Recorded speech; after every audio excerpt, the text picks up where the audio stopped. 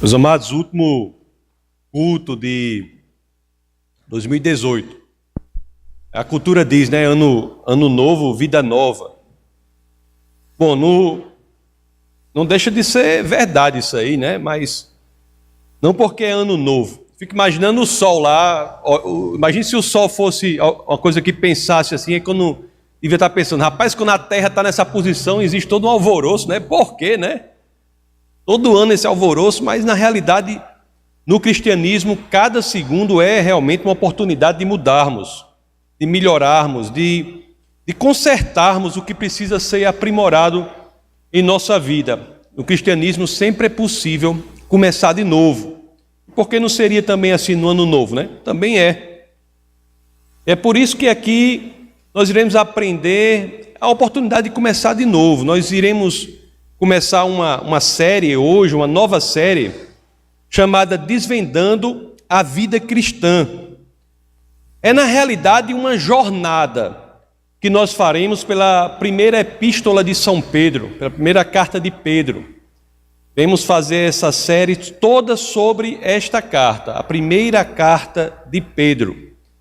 É bom porque vocês já vão saber pelas mídias sociais, pelo Instagram, eu vou mesmo dizer aqui quais são os versos sobre os quais nós nos debruçaremos no culto subsequente, para que vocês não fiquem apenas meditando sobre a palavra que foi ministrada no domingo anterior, mas também se preparem para a palavra ser ministrada no domingo subsequente.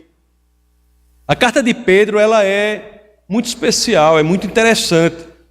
É porque só nesta carta, que não é tão longa, mas só nesta carta nós temos praticamente todos os temas centrais, todos os temas básicos do cristianismo, todos os temas básicos da caminhada cristã.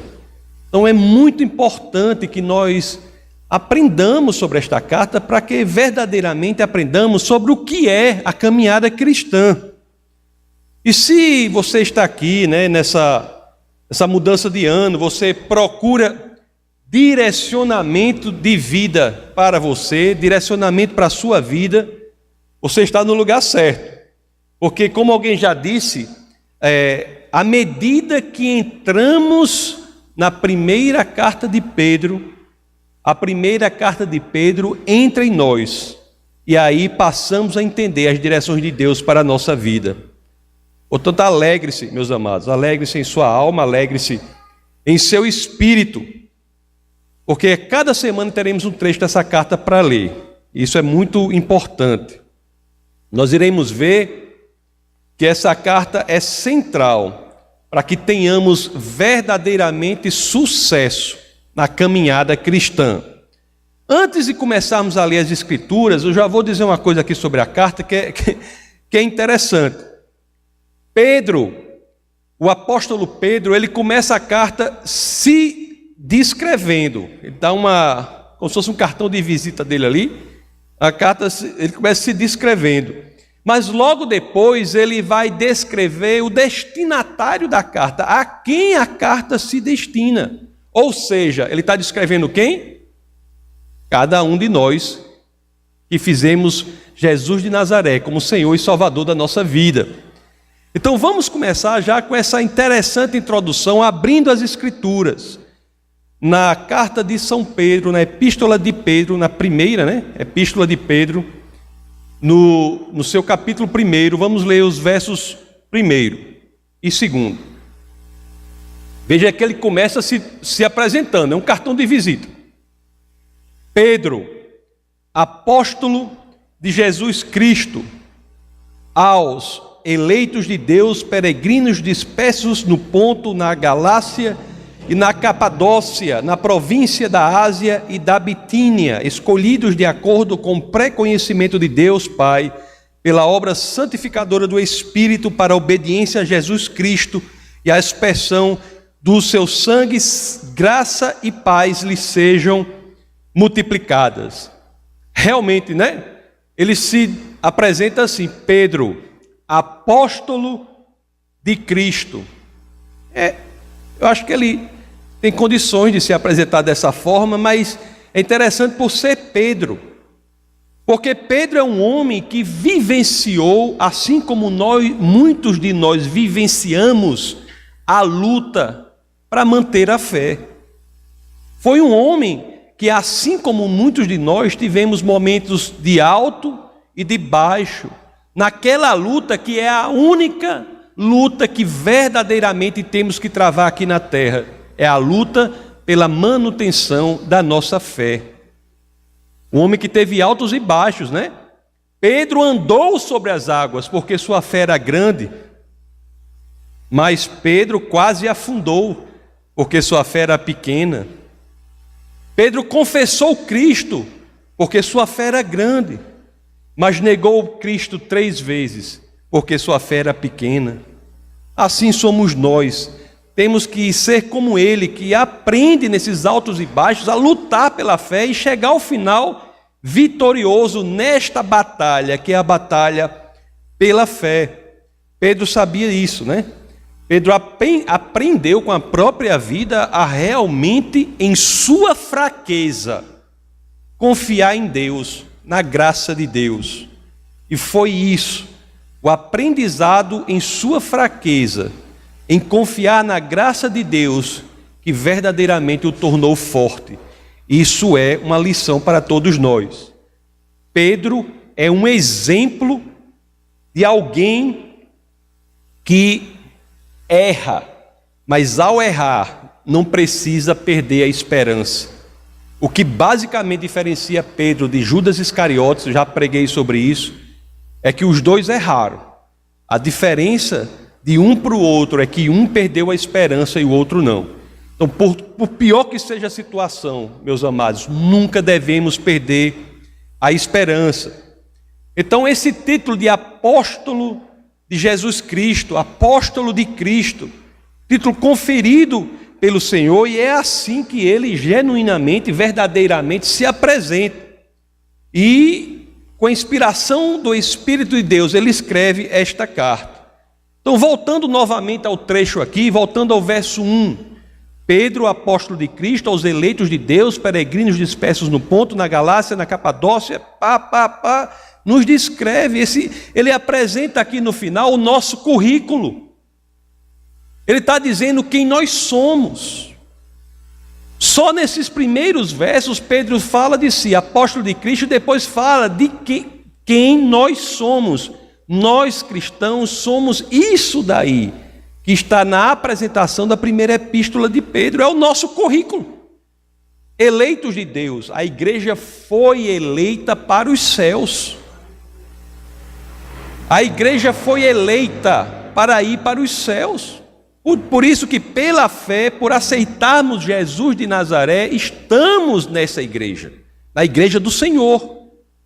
Peregrinos. É interessante que outras traduções, a exemplo da grande tradução em português, que é Almeida, fala forasteiros. E de fato, né, nós, quando fazemos Jesus de Nazaré o nosso Senhor, como iremos ver, nós criamos imediatamente esse sentimento de estranheza diante deste mundo. Somos forasteiros, né? Quando morremos, dizemos, voltamos para casa. Aí ele continua, escolhidos de acordo com o pré-conhecimento de Deus Pai. O Pai que vive fora do tempo, é atemporal, consegue ver na frente o que nós decidimos seguir ao Senhor. Pelo pré-conhecimento, não é pela predeterminação, é pelo pré-conhecimento do Pai. Ele sabe quem estará com ele. Escolhidos para a obediência a Jesus Cristo pela obra santificadora do Espírito, escolhidos para a aspersão do sangue de Cristo. Essa definição assim de quem somos, quando a gente fala isso, é muito comum, né? Cada um de nós assim, a olhar para isso e dizer, como é que é? Eu sou isso aí? Como é que é? É verdade. Se você é cristão, essa é uma das formas bíblicas de descrever você, de definir você. Aí você pode dizer, mas pastor, agora pronto, agora dificultou tudo. Eu não compreendo quem eu sou então. E eu sou cristão, eu sou isso aí, Mas eu sou sincero assim, eu não compreendo que eu sou isso aí não. Mas se isso acontece com você, meu querido, não tem nenhum problema, não se desespere. Não se desespere, sabe por quê? Porque é muito provável que, se você é cristão, que a sua nova realidade seja muito maior do que você possa agora compreender. Isso é uma verdade incrível.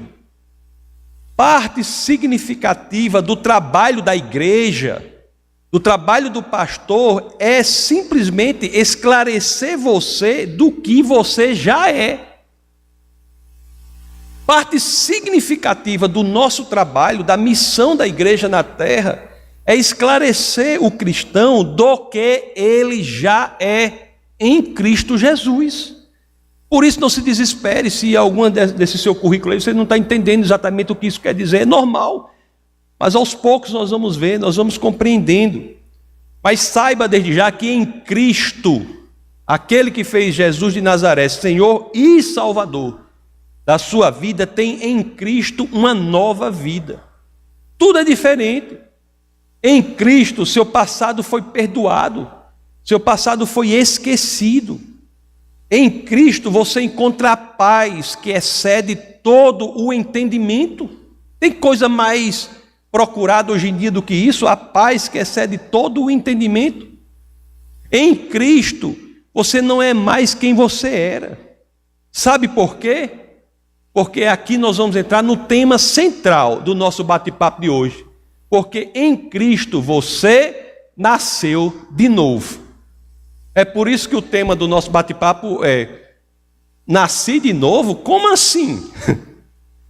Nasci de novo? Como assim? Muita gente não entende isso, né? Como assim nascer de novo? Esse é o primeiro passo do nosso aprendizado no caminhar básico do cristianismo. O que é nascer de novo? A experiência de nascer de novo é de fato uma experiência radical. Embora não necessariamente a sintamos radicalmente. Ela muda completamente a nossa essência, embora nem sempre nós possamos sentir isso de forma tão radical. É porque ao nascer de novo, Deus passa a agir em nós. Tem consequências disso. Ele trabalha dentro de nós. Nosso espírito é mudado, é revivificado. O Espírito de Deus, o Espírito do Deus Criador dos céus e da terra passa a habitar em nós. E Ele passa a trabalhar em nós. Nós vamos mudando. E é interessante que às vezes, né, essa mudança é tão radical e às vezes as pessoas nem percebem isso.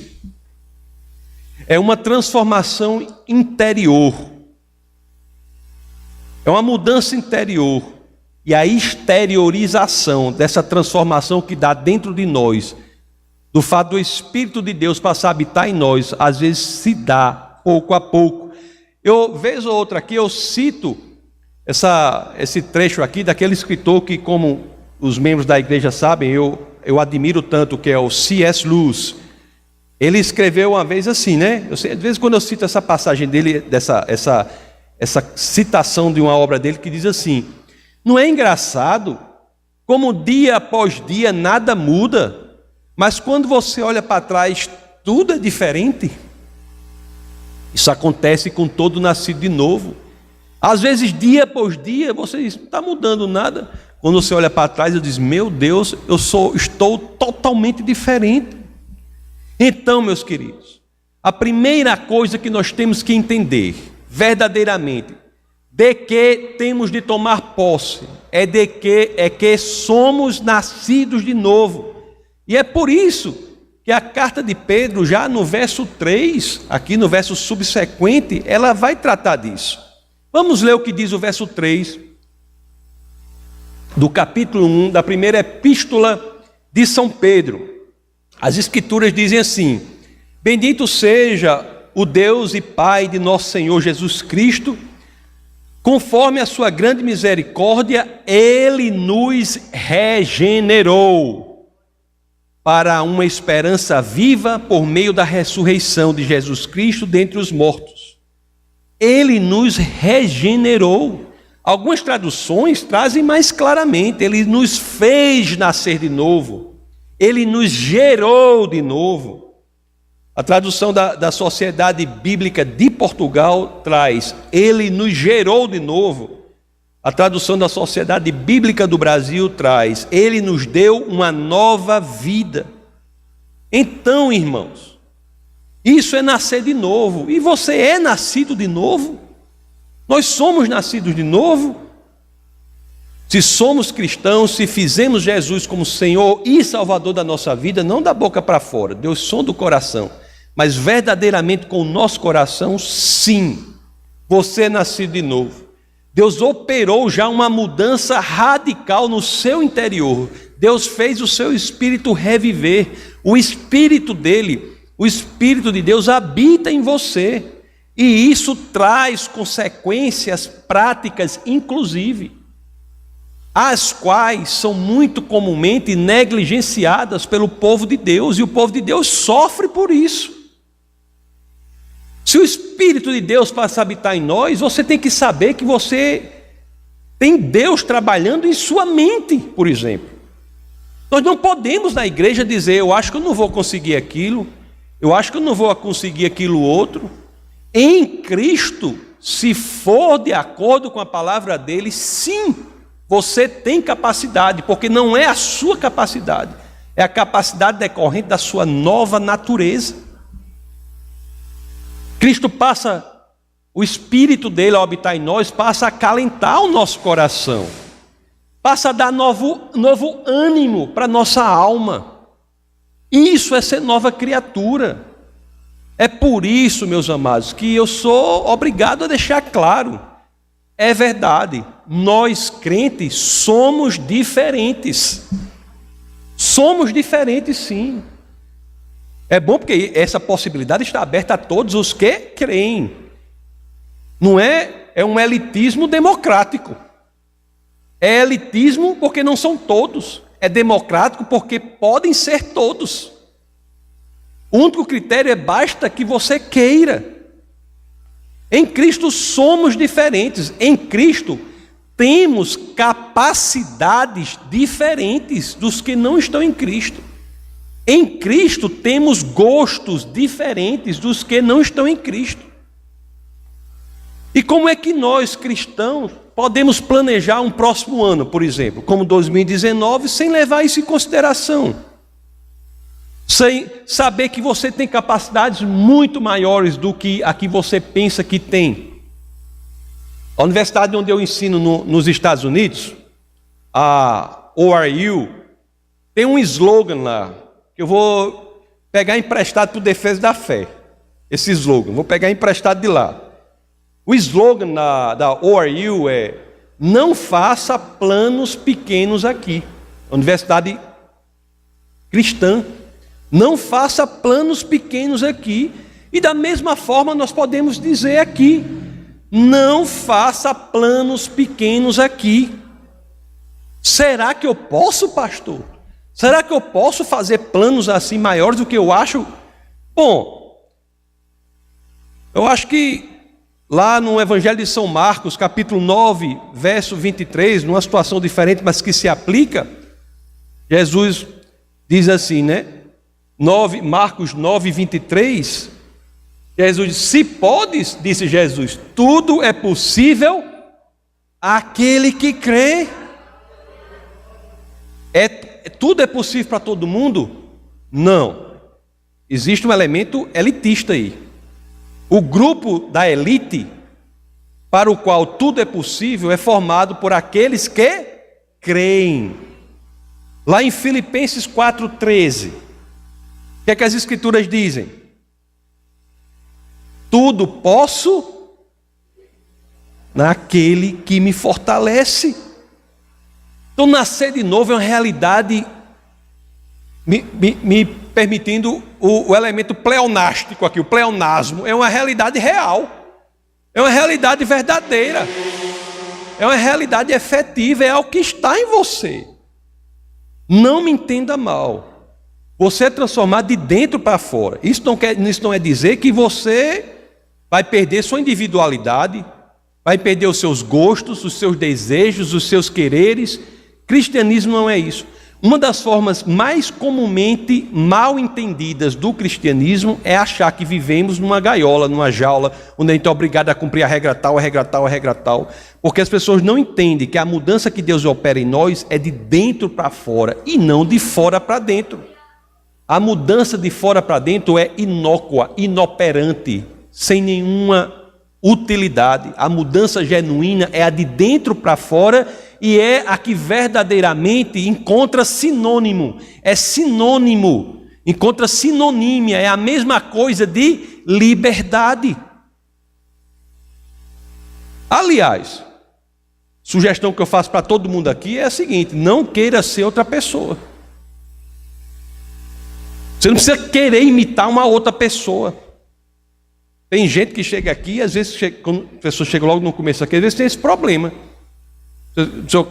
Deus quer usar você como você é.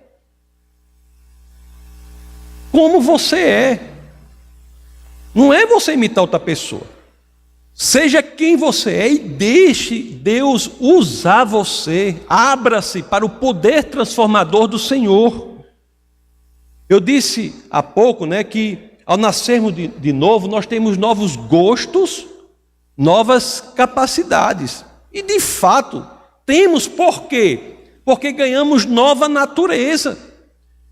Meus amados, é fácil entender isso, a questão do gosto. Por exemplo, a natureza do macaco é gostar de banana, não é? A natureza do coelho é gostar de cenoura, não é? A natureza do discípulo de Cristo faz esses discípulos gostarem do que Cristo gosta. É por isso. A natureza do pecador faz os pecadores gostarem do que o inimigo das nossas almas gosta. A maior sensação de liberdade que há, uma sensação indescritível, é quando nós podemos verdadeiramente experimentar, quando nós passamos pela experiência de nós desejarmos aquilo que Deus deseja para a nossa vida. Olhe, quando nós passamos a desejar o que Deus deseja, o que Deus quer que sejamos e façamos, isso é de uma liberdade incrível. Aqui, portanto, é que está a questão da liberdade. A liberdade que sentimos. Lá no Evangelho de São João, capítulo 8, verso 36, as Escrituras inúmeras vezes diz isso, mas aqui também diz: portanto, se o Filho os libertar, vocês de fato serão livres. Liberdade do pecado, da religiosidade, do legalismo, liberdade das superstições, liberdade de querer ser quem Deus quis ou quer que sejamos. Não é uma liberdade qualquer, é de fato livres, liberdade real. Não são apenas os nossos gostos, desejos e quereres, que com a nova natureza se alinham ao Senhor. Mas eu já disse aqui e quero enfatizar, também passamos a ter novas capacidades que nós não tínhamos. Pode ser que vocês conheçam, eu acho difícil, mas eu nunca conheci um crente burro. Eu nunca conheci. Pode ser que vocês conheçam, eu nunca conheci. Tinha um rapaz que eu conhecia, que a função dele era uma função para a qual não era exigida muita inteligência, no sentido era uma função ele vendia ovo. Ele vendia ovo. Mas eu não vi uma pessoa falar mais de relações entre livros do Antigo Testamento com o Novo Testamento, falar dos personagens da Bíblia, quem foi. Eu digo, meu Deus, que homem inteligente, Cristianismo, quando nós nos fazemos nascidos de novo, quando abrimos o coração para que Cristo nos faça nascidos de novo, isso muda a nossa natureza e a consequência é a mudança da nossa capacidade. Mas você só vivenciará isso se genuinamente você crê. Nascido de novo, nova natureza.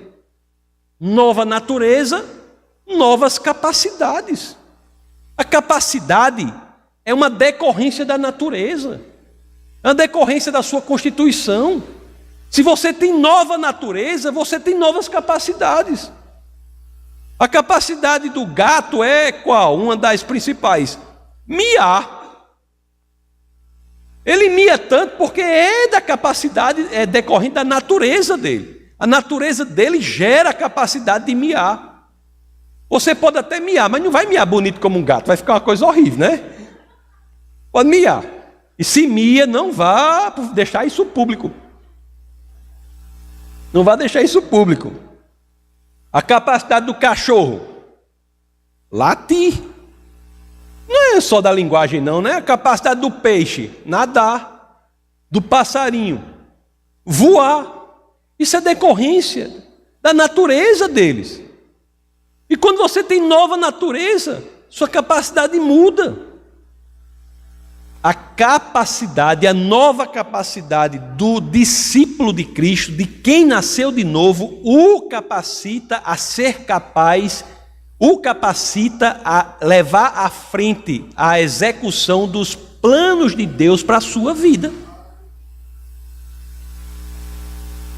O capacita a isso, e muitas vezes nós não vivenciamos isso, simplesmente porque não entramos na elite.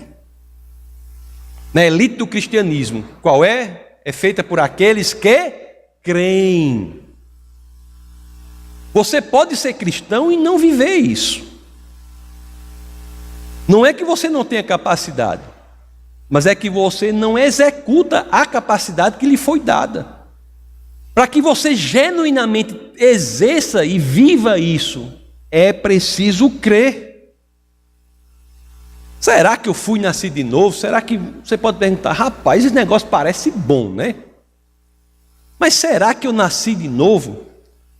Bom, eu acho assim, é difícil eu dizer de outra pessoa, mas você dizer de si mesmo, embora alguns achem difícil, não é.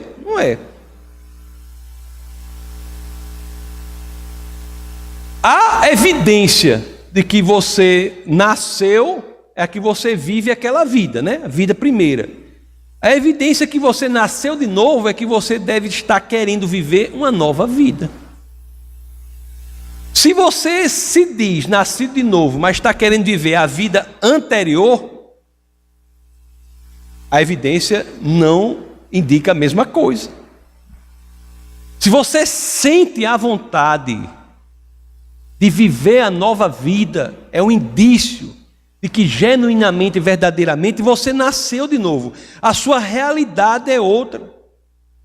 Isso se dá não pelo que a gente quer. Lá, voltando ao texto que nós estávamos lendo, a primeira epístola de São Pedro, capítulo 1, verso 3, nós vemos a razão, né? Isso tudo muda. E a razão está ali, na primeira de Pedro 1, 3, diz assim: por meio da ressurreição de Jesus Cristo, por meio, graças ao que Ele fez, nós somos regenerados, nascidos de novo, nascidos para uma esperança nova. Isso pelo que Ele fez por nós. Cristo não só muda a nossa possibilidade de vida aqui na terra, mas como muda a nossa experiência para a eternidade. Ele fez muita coisa por nós. Pela ressurreição, por exemplo, qual é uma coisa que muda radicalmente para aqueles que foram feitos nascidos de novo?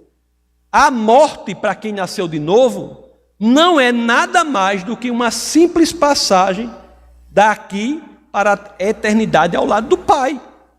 Isso é uma realidade para a qual aqueles que não nasceram de novo não estão postos. Uma realidade a qual não é experienciada pelos aqueles que não nasceram de novo. Então, nascer de novo muda tudo. Não existe nada que dá mais segurança que isso. É algo incrível para agora e para a eternidade.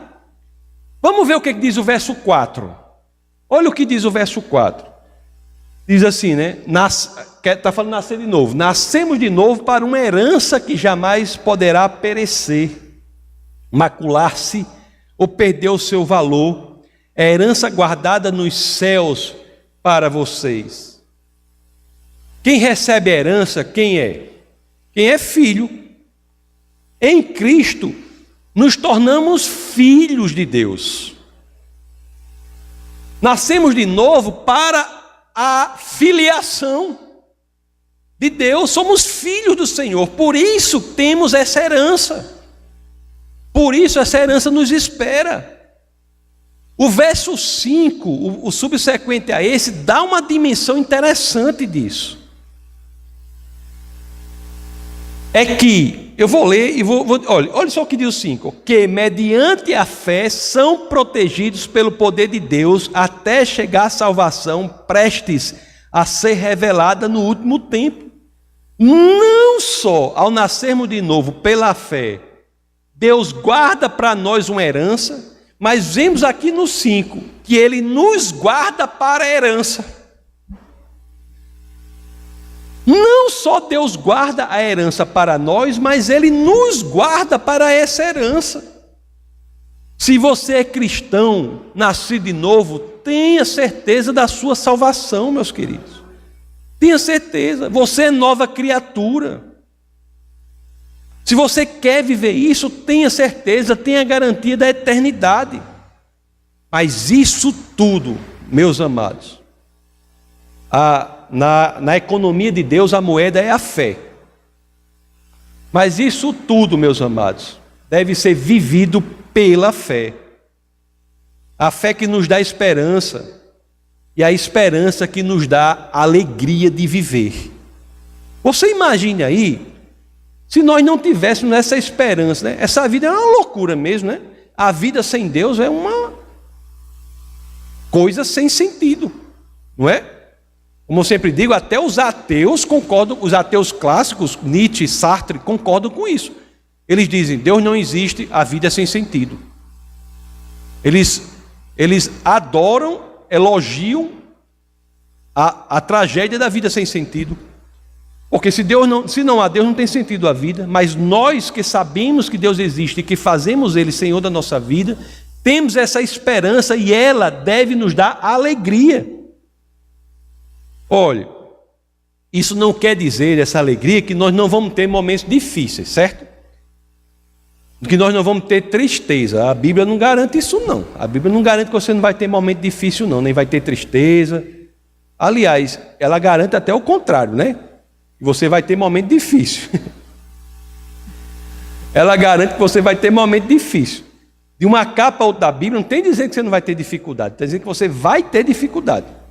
Mas o que ela garante é o contrário.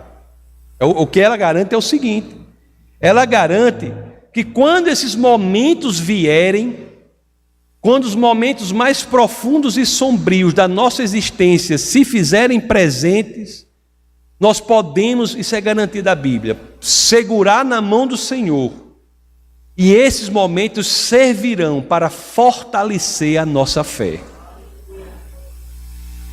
Veja o que diz o verso 6 e 7 da primeira epístola de Pedro, no capítulo 1.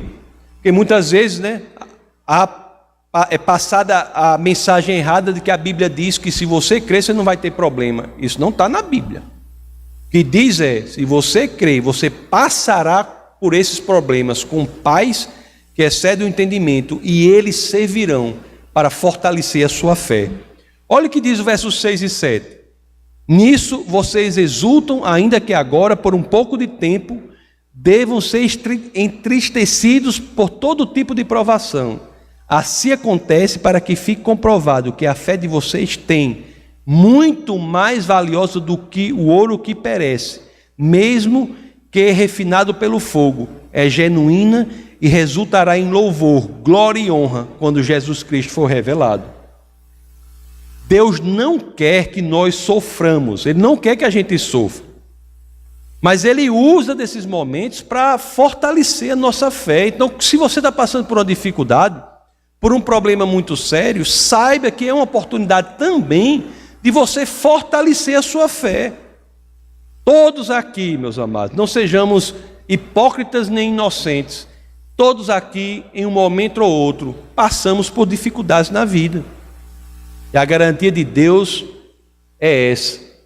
E mesmo assim, quando Ele é Senhor da nossa vida, um fim proveitoso sairá deste momento de amargura. Lá no Evangelho de João, capítulo 16, verso 33, olha o que as Escrituras dizem. João 16, 33, é bem conhecido aí.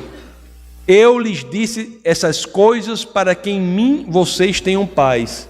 Neste mundo vocês terão aflições. Contudo, tenham ânimo. Eu venci o mundo. A caminhada cristã também, por sermos nascidos de novo, tem de nos trazer essa certeza. A certeza de que, nos momentos mais obscuros da nossa existência, se mantivermos a fé, se segurarmos na mão do Senhor, obteremos algo proveitoso mais na frente. Se vencermos, meus amados, essa batalha que é a única batalha que verdadeiramente temos que lutar, que é a batalha da fé, o nosso sofrimento não resultará em amargura e ressentimento contra Deus. Isso é um problema, viu? Muita gente tem problema por isso, porque o sofrimento que existe no mundo, se você perder a sua fé, a consequência é que você criará um sentimento de amargura, você ficará ressentido com Deus. Mas o contrário, se você mantiver a sua fé, aí sim, aí a consequência lá será louvor, honra e glória quando Jesus for revelado. Olhe, luto, tristeza, sofrimento podem, e de fato fazem, né? Podem nos levar à escuridão. Isso ocorre, comum. Mas não podemos nos esquecer, se tivermos a chama viva da fé acesa, se mantivermos acesa a chama viva da fé, esta escuridão há de se dissipar, meus amados. É o milagre da fé, da esperança. É o milagre que o nascido de novo tem de ser a personificação dele. Temos que viver plenamente isso. É por isso que as pessoas sem Cristo, elas procuram muito, elas não suportam a vida. E é a busca muito constante para se anestesiarem da vida. É por isso que tem muita gente que se envolve em processos de anestesia, assim, né? De si mesmo, analgésicos, que, assim como a bebida, outras coisas. Eles não suportam o peso da vida. Tem que passar pela vida como meio que inconscientes. Não conseguem suportar, porque essa vida só é verdadeiramente suportável quando estamos com o Senhor. A minha conversão espiritual real foi assim, né? Foi num momento de escuridão da minha vida, momento de sofrimento, e eu verdadeiramente resolvi, né? Foi o falecimento de nossa filha. Temos Orlando e Tásia, tivemos uma no meio e faleceu nesse momento. Realmente foi um momento de escuridão. Não foi Deus que fez aquilo, mas Deus se aproveitou daquilo para que eu verdadeiramente tomasse uma decisão. E isso acontece com graus e formas diferentes na vida de todos nós. É por isso que quando olhamos para o que passamos de pior em nossas vidas, meus amados, nós podemos viver plenamente se conseguirmos ver o problema da perspectiva maior, da perspectiva da eternidade. Quebra-cabeça parece mais completo quando você sai dali e olha e vê que Deus pode usar daquilo.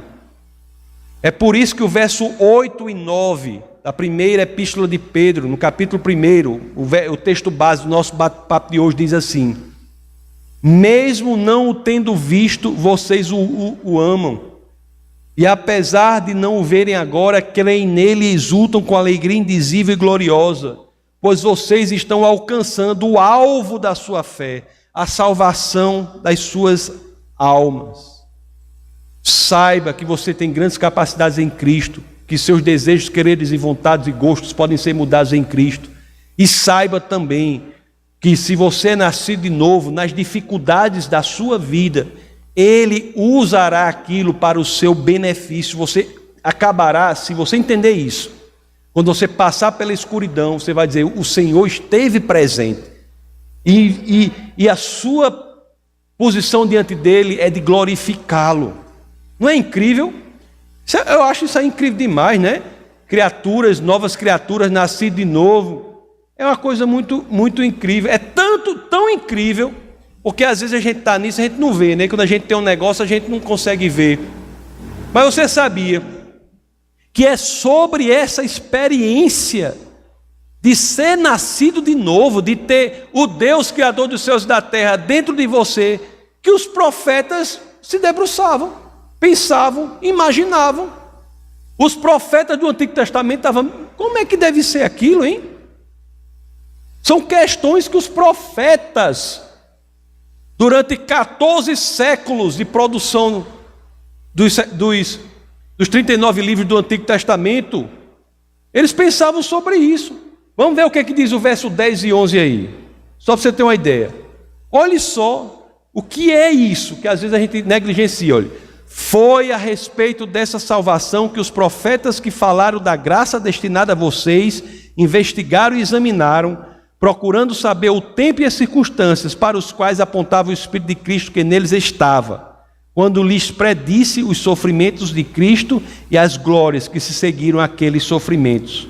No verso 12, Pedro continua falando dos profetas, mas é interessante a forma como ele termina. É impressionante a forma como ele termina esse verso 12 aqui, que será o último verso do texto base do nosso bate-papo de hoje. É impressionante, porque ele continua falando sobre os profetas, mas essa experiência de viver de novo é tão incrível que olha o que as Escrituras dizem. A eles foi revelado que estavam ministrando não para si próprios, mas para vocês, quando falaram das coisas que agora lhe foram anunciadas por meio daqueles que lhe pregaram o Evangelho pelo Espírito Santo enviado dos céus. Meu amigo, olhe só, esse negócio é tão alto nível, ser nascido de novo é tão alto nível, que as Escrituras dizem: coisas que até os anjos anseiam observar. Os anjos servem a Deus, meus amados, eles conhecem a Deus, e é por isso que ele devia estar pensando assim: meu amigo, como deve ser nascido de novo? Como é que é ser nova criatura? Os anjos não sabem, eles ficam pensando, um falando com o outro, no horário de folga. E aí, como é nascido de novo? É porque tem anjo que trabalha muito, né? Tem anjo que tem uns irmãos que botam. Tem uns que não, né? O cara anda na moto, os anjos só vão até mais ou menos 110, 120 quilômetros. Depois daí o anjo sai, vá você. Aí nesse momento um fala com o outro e pergunta, né? Como é que deve ser? Então nós temos que tomar posse dessa realidade, entendeu? Temos que vivenciar isso. Somos novas criaturas, somos feitos de novo. Isso é o máximo que alguém pode experienciar aqui na terra. É o máximo. Agora é verdade, né? Repetindo, lá a pastora está até escrevendo um livro sobre isso, e ela estava me ensinando sobre isso aí, a questão da 2 de Pedro 1,3. A importância, a carta é o próprio apóstolo Pedro, na segunda carta, na segunda epístola, ele dá a chave para que verdadeiramente nós possamos experimentar o que nos já é feito, nos já é dado. Quando diz assim, 2 de Pedro 1,3: seu divino poder nos deu tudo de que necessitamos para a vida e para a piedade. Olhe só, pelo poder de Deus, pelo que Cristo fez por nós, tudo de que necessitamos para a vida e para a piedade nos foi dado. Tudo. Ele está dizendo aqui, foi dado grande parte, foi dado metade das coisas. Não. Tudo de que necessitamos para a vida e para a piedade, para a vida piedosa, nos foi dado. Certo? Agora, olha aqui a chave. Por meio do pleno conhecimento daquele que nos chamou para a sua própria glória e virtude. É necessário que cresçamos em conhecimento do Senhor, para que possamos viver isso. Para que possamos viver isso mesmo. Como podemos ter acesso àquilo que nos foi dado? O que as Escrituras dizem? Por meio do pleno conhecimento daquele que nos chamou para a sua glória e virtude. É por isso que nós focamos tanto aqui na questão do conhecimento, do crescimento no conhecimento da palavra e no crescimento da intimidade com o Espírito, para que nós possamos viver essa nova realidade, para que possamos ter cada vez mais gostos e capacidades alinhados com a palavra de Deus. Tudo para a glória de Deus.